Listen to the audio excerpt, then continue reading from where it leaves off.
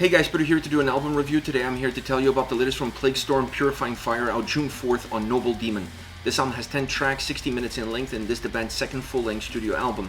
They are an Argentinian melodic death metal project led by Sebastian Pastor. Now, as far as the structure goes, I like how they put this album together. It's a record that has incredible playability, and the structure doesn't impact it at all. You could listen to it from beginning to end to start, shuffle. You're still going to get the essence, you're still going to get the same sound, the same experience out of this record.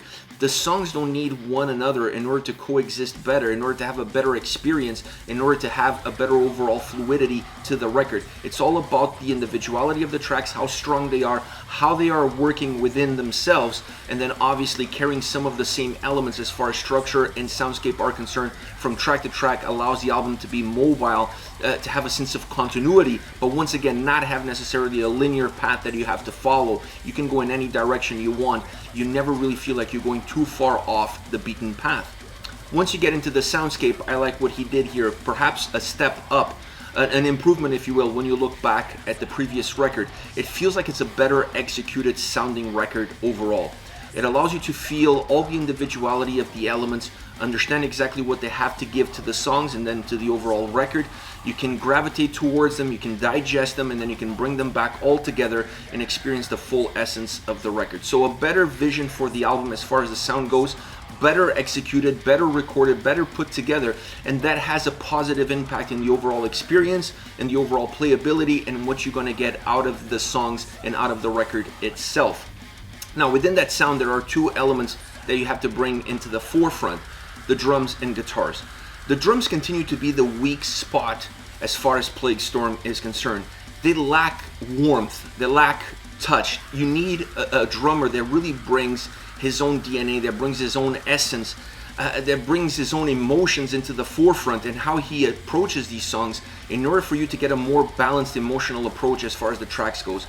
You feel that emotional drive in the lyrics. You feel it in the vocal performance. You feel it in the guitars, but you don't feel it in all the different elements. And for the record to be balanced, for the record to have that drive, that power, to really pop and become memorable, all gears have to be pulling in the same direction, and you don't need to have one that's kind of stuck or perhaps on reverse. And that's exactly how the drums come across here. They always stick out on a negative side. They don't give the songs enough strength, they don't give the songs enough power, they don't really push them forward as they should, as they're calling for at times. On the other side, you have the guitars. I really love the guitar sound on this record. I love the solos. I mean, you could close your eyes, pick a track, and it's gonna have phenomenal solos top to bottom. Just really well crafted, really well orchestrated, and matching exactly what the song is called for.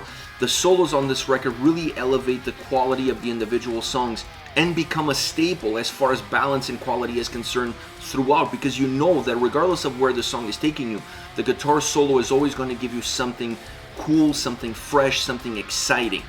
The overall guitar sound feels a little bit flat at times. I don't mind too much in the big picture of the record. This is a driven album that really works off of the guitars in order to push the record forward. And it also works a little bit off of the vocals. So I don't mind that flatness that the guitars have at times, because they're driven at the same on the same hand. They don't lack power, if you will. But when you have a little bit of lack of an emotional drive from the drum sound, a little bit lack of warmth, if you will, you gotta put it somewhere else, or you gotta bring it from somewhere else in order to make the record feel a little bit less awkward. And the guitars could have done that. They could have been a little bit more chunky, they could have been a little bit more emotional, they could have carried a little bit more weight, therefore grounding the record a little bit and counterbalancing what you're not getting from the drums. That to me is the only downside of the guitars, but overall I like how they push this album forward. And then on the vocal side, this is also an improvement from the previous record. I felt that the debut album was a little bit all over the place. I mean, having different vocalists coming in will do that to you, will give you a sense, a little bit of controlled chaos. This album had a more clear-cut approach, and that has a positive impact. It has a positive impact on the songs. It gives you a red line all the way through as far as the vocal performance is concerned, making the album feel a little bit more consistent, a little bit more narrow from that perspective, and allows the listener to connect better with the tracks because you have a sense of comfort in knowing exactly what range of styles and approaches you're going to get from track to track. Overall, this is a step up as far as Plaguestorm is concerned. I don't think you can debate that. This album is night and day compared to the debut record. So as far as me being a fan of the band, listening to this album, I like to see that step. I like to see that evolution. I like to see them moving forward, becoming better, more crafted, better understanding of what they want out of a record, and then executing that game plan. But I also want to see them take the necessary steps for the next album to be a little bit more of a coronation of their efforts. Otherwise, you run the risk of becoming a little bit stale and being as good as what you are at this moment. You start to run out of runway, if you will. So this record, while being an interesting step forward and being a definitely upgrade as far as sound and experience and overall construction, you have to look forward. You have to start planning ahead in order for the next record to be an absolute home run. As far as favorite songs are concerned, I want to start off with Back to Zero. I love the guitar melody. I love the drive that it has. When you mixed in the vocals with it, these two really push the song forward. They become a perfect partnership that really allows this song to have a little bit of drive, even though it's not a fast tempo track. It becomes a song that has different momentums, and you feel them. And most often than not, that feel really comes from the changes in the vocals between the harsh and clean. They really become the ebbs and flows of the track, because from a melody perspective or from a guitar perspective, everything feels very balanced, very linear, very flat. So the dynamic changes of the track are really pushed forward by the different approaches, by the different styles within the vocal range, and that to me is an important element.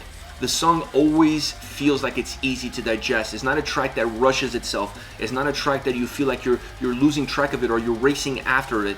It's a song that allows you to really understand exactly what's happening, digest every single element of it, and then it has an incredible solo section that really magnifies and gives some life to this track overall. Next, Never Learn, a little bit more of a melancholic melody to the overall style, but I like that difference in approaches that this song has to offer. It really represents well as far as the vocal melody is concerned and as far as the guitar melodies goes.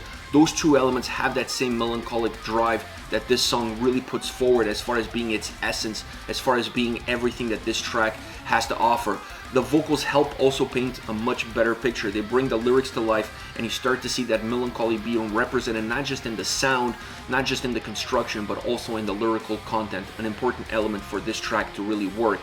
Last but not least, No Farewell. This is an epic track. Perhaps epic is too much of a strong word. I feel like this song could be absolutely epic. It needs two things. It needs a female vocalist, and it needs bigger sounding drums. You add those two components to this track, and you have here one of the greatest tracks of the year. It just feels like it's trying to reach that finish line, and it just falls slightly short.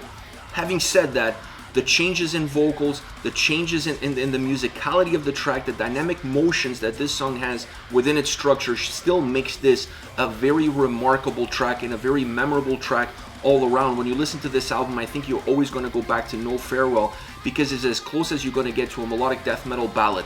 That's the style of the track, that's the essence of the song, that's how it comes forward. But with heavier drums, female vocalist, guest vocalist on this track, this song goes through the roof, it goes through the stratosphere. I love the style, I love the construction, just 2 inches short of that finish line. This is it. This is Plaguestorm with Purifying Fire, out June 4th on Noble Demon. Let me know your thoughts on the band, on the singles. Use the comment section below. I'll be reading those and getting back to you. Take care, guys.